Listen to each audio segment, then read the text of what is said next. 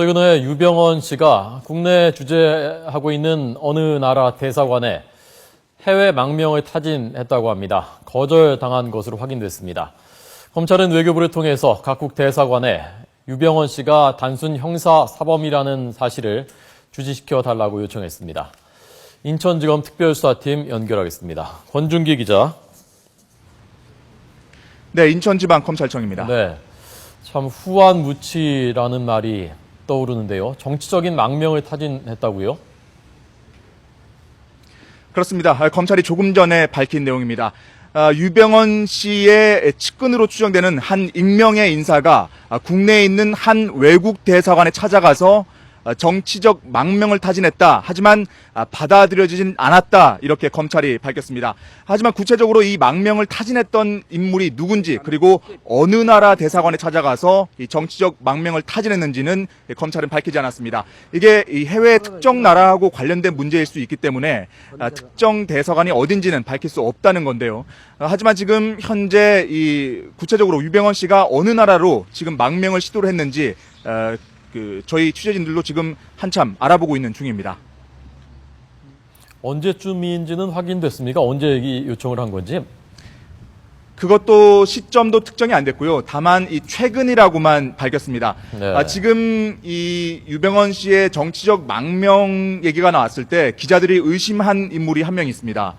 유병언 씨의 여동생의 남편이죠. 이 오감열 전 체코 대사가 유병언 씨의 매제인데 해외 대사를 지냈을 정도로 여러 가지 해외 정세에 정통하기 때문에 유병언 씨의 해외 정치적 망명을 이 오감열 전 대사가 타진하지 않았을까 이런 의심을 지금 갖고는 있습니다. 하지만 아직까지 확인된 사실은 아니고요. 예. 이 오감열 전 대사는 최근 외교부에서 징계 대상으로 지금 올려놓은 상태고요. 예. 검찰에 오늘 수사 대상에도 올라갔냐 이렇게 질문했는데 지난주까지만 해도 수사 대상이 아니다 이렇게 정확하게 답변을 했지만 오늘은 확인해 줄 수 없다 이렇게 밝혔습니다.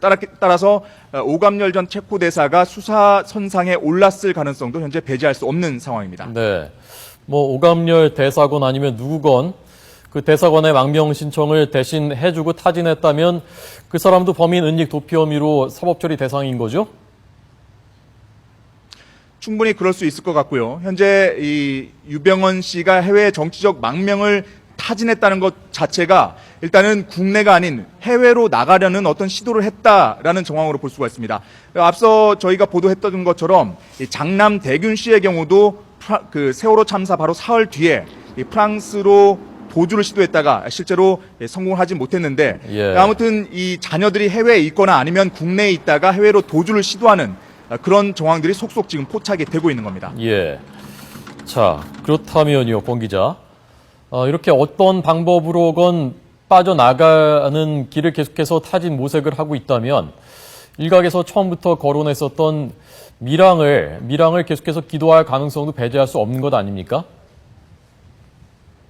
그렇습니다. 오늘 이 검찰 브리핑에서도 기자들이 그 부분에 대한 질문을 잇따라 쏟아냈습니다. 예. 하지만 검찰 입장에서는 이 유병언 씨의 망명 가능성이 제기된 이후에 밀항 루트를 철저하게 차단을 했고, 그다음에 그 뒤로 유병언 씨가 해외로 이 밀항을 했을 가능성은 상정해두지 않는다 이렇게 여러 차례 밝혔기 때문에 예. 적어도 검찰의 판단은 유병언 씨가 해외로 밀항하진 않았을 것이다. 아직은 못했을 것이다. 이렇게 보고 있는 것 같습니다. 네.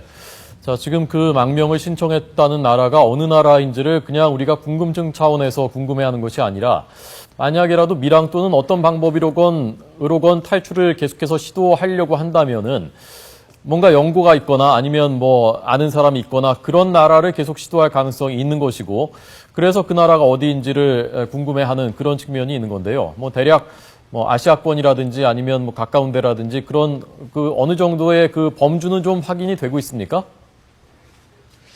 네, 질문하신 것처럼 사실 기자들도 검찰에게 똑같은 질문을 했습니다. 예. 아시아인지 아니면 유럽인지 미주 대륙인지 이렇게 좀 구체적인 나라가 아니더라도 좀 확인을 해달라 이렇게 얘기를 했지만 검찰에서는 확인해줄 수 없다 이렇게 밝혔고요.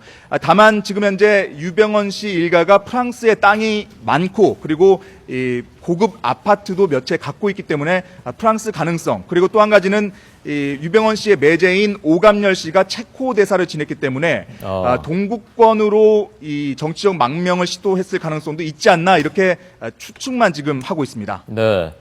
과거에 그 몽골 쪽에 또 그 연고가 있었다. 그쪽에 투자를 하려고 드나들기도 했었다라는 그 제보도 있었고요. 자, 그냥 참고로 말씀드리는 겁니다. 그렇다면은 어쨌건 외교부를 통해서 이 유병헌 씨가 정치범이 아니다, 그냥 형사사범이다라는 것을 주지를 시켰고, 또 뭐 상식적으로 그것이 정치범이 아니라는 사실을 대사관들도 다 알 테니까요. 또 이런 정치적인 망명 시도를 하려고 한다고 하더라도 그것이 성공할 가능성은 뭐 거의 없다고 봐야 되는 거죠. 그렇습니다. 검찰에서도 유병헌 씨의 망명 타진 소식을 들은 다음에 실제로 이게 가능한지 알아본 것 같습니다. 이 난민 지위에 관한 협약을 보면 이 정치적 망명이라는 건 인종 또는 국적, 종교 또는 정치적인 의견을 이유로 탄압을 받았을 때, 이럴 때 정치적 망명이 가능한 건데, 네. 유병헌 씨의 경우는 세월호 참사와 관련된 어떤 이 계열사의 횡령 배임 혐의, 구체적으로 지금 1,400억 원 가량의 횡령 배임 혐의가 지금 적시가 돼 있는 상태고요. 예. 그렇기 때문에 분명히 유병헌 씨는 정치적 망명 대상이 아니라 단순 형사 사범일 뿐이다. 그렇기 때문에 정치적 망명 대상이 아니라는 점을 우리 외교부가 각국 대사관에 주지시켜달라, 이렇게 요청을 했다고 밝혔습니다. 예. 자, 이 김엄마에 대해서 체포영장을 발부받았고, 체포 작전에 돌입한다고 하는데, 이 김엄마라는 인물이 어느 정도 실제로 핵심적인 역할을 한 것으로 파악하고 취재하고 있는지 하고요. 금수원에 진입해서 체포영장을 집행할 수 있는 그 가능성, 그것이 시점은 언제쯤 될 것인지, 그리고 충돌은 없을 것인지, 검찰은 어떻게 판단할 것인지, 그 부분에 대해서 좀 설명해 주시죠.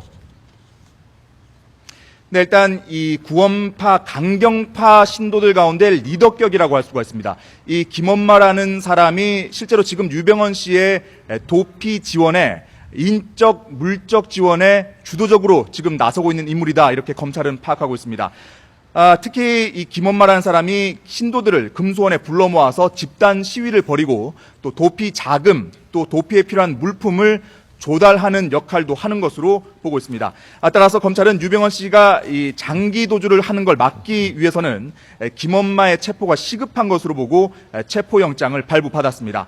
문제는 이 김엄마라는 사람이 금수원 안에 있기 때문에 지금 체포영장을 어떤 방법으로 집행할 것인가, 이게 지금 사실 문제인데요. 예. 검찰은 현재 금수원 강제 진입 가능성에 대해서 고민을 하고 있다, 이렇게 밝혔습니다. 이 얘기는 뭐냐면 그만큼 쉽지 않은 결정이 될 거라는 건데요.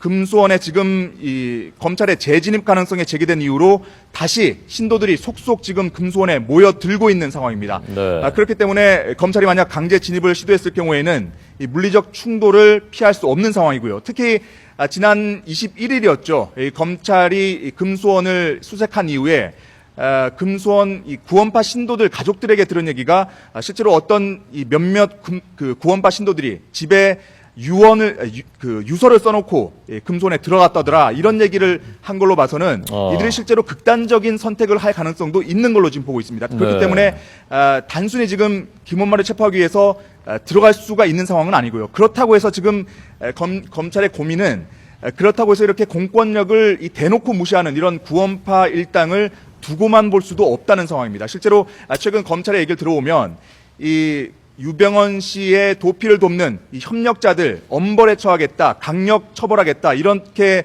점점 이 목소리 톤을 높여가고 있습니다. 그렇기 때문에 실제로 검찰이 이 물리적 충돌을 감수하고서라도 이 금수원에 진입할 가능성도 있는 것 아니냐, 이런 관측이 나오고 있고요. 일부에서는 이 지방선거가 끝나는 모레쯤 이 금수원 진입 가능성을 예상하기도 하는데, 아직까지는 검찰이 구체적으로 어떤 시기라든지 이 방법을 내놓은 바는 없는 상황입니다. 네. 자, 권준기 기자가 계속해서 특별수사팀을 취재하고 있으니까요. 검찰 분위기가요. 어제부터 전국의 우수한 수사 인력들 14명 보강됐다고 하고, 좀 전반적으로 좀 길어지는 것이 불가피하다고 보고 있는 건지, 아니면 뭔가 좀 그래도 진전이 계속해서 되고 있는 것인지, 좀 내부 분위기가 어떻습니까? 네, 일단 검찰 어제 브리핑에서는 이 유병헌 씨, 그러니까 파렴치범에 불과한 유병헌 씨를 빨리 잡지 못해서 국민들께 송구하다 이렇게 밝혔고요. 다만 검찰은 최대한 빨리 신속하게 유 씨의 신병을 확보하겠다 이렇게 밝혔습니다. 현재 가장 기자들이 궁금해하는 것 중에 하나도 검찰이 지금 현재 유병헌 씨가 순천이나 순천 일대에 있을 것으로 보고 지금 추적을 집중하고 있는데 과연 순천에 있다고 말하는 근거가 뭐냐 이렇게 여러 차례 질문을 했습니다. 하지만 검찰은 실제로 이 순천을 지목하는 이유에 대해서 근거를 명확하게 얘기는 하지 않고 있고요. 하지만 검찰의 얘기를 들어오면 굉장히 이 순천에 있다는 데 대해서는 확신을 갖고 있는 그런 분위기입니다. 네. 그렇기 때문에 유병헌 씨의 측근들, 특히 지원 세력들에 대한 이 체포가 이루어지고 나면 결국에는 유병헌 씨의 지원줄이 끊기게 되고 그렇게 되면 유병헌 씨가 결국에는 이 고사작전의 일환으로 결국에는 수면 위로 나타날 수밖에 없는 상황이다 이렇게 보는 것 같습니다. 네. 사실 이 장기화 말씀하셨지만 이미 유병헌 씨의 이 현상 수배가 시작된 지도 열흘이 훌쩍 지났고요. 사실 이미 수사가 장기화되고 있다 이렇게 볼 수가 있습니다. 네. 하지만 검찰 아직까지 유병헌 씨의 꼬리를 완전히 놓친 건 아니다 이렇게 밝히고 있기 때문에 뭐 금년간 내지는 이 조만간에도 신병을 확보할 수 있지 않을까 이렇게 기대 반 그리고 전망 반 이렇게 할 수가 있을 것 같습니다. 네. 자, 권 기자 말 들으니까 또 일말의 기대를 갖게 됩니다. 자, 권 기자 마지막으로요. 유대균 씨 집에서 검찰이 미술품 압수했다는데, 자, 이 화면이 있으니까요. 화면을 좀 시청자 여러분들께 보여드리고 어떤 의미를 갖는 것인지 좀 설명해 주시죠. 네, 어제 검찰이 유병헌 씨의 장남인 대균 씨 자택에서 미술품들을 압수했습니다. 총 16점인데요. 이 미술품뿐만 아니라 유 씨 자녀의 고급 외제 승용차 5대를 압수수색했고 또 대균 씨 소유의 레스토랑에서도 다수의 미술품을 확보한 것으로 알려졌습니다. 어제 저녁쯤에 인천지검으로 이 미술품을 가져오는 모습을 저희 취재진들이 직접 볼 수가 있었는데요. 네. 이 동양화도 있었고 서양화도 있었고 한 16점입니다.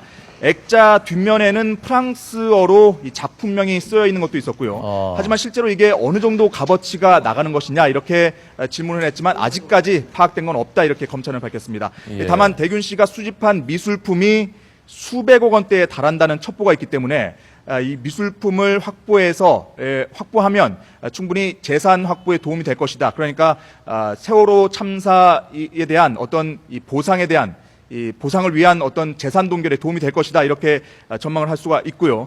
검찰은 일단 압수한 미술품들이 대균 씨 소유인 건지 일단 파악을 한 뒤에 추징 절차를 밟을 계획입니다.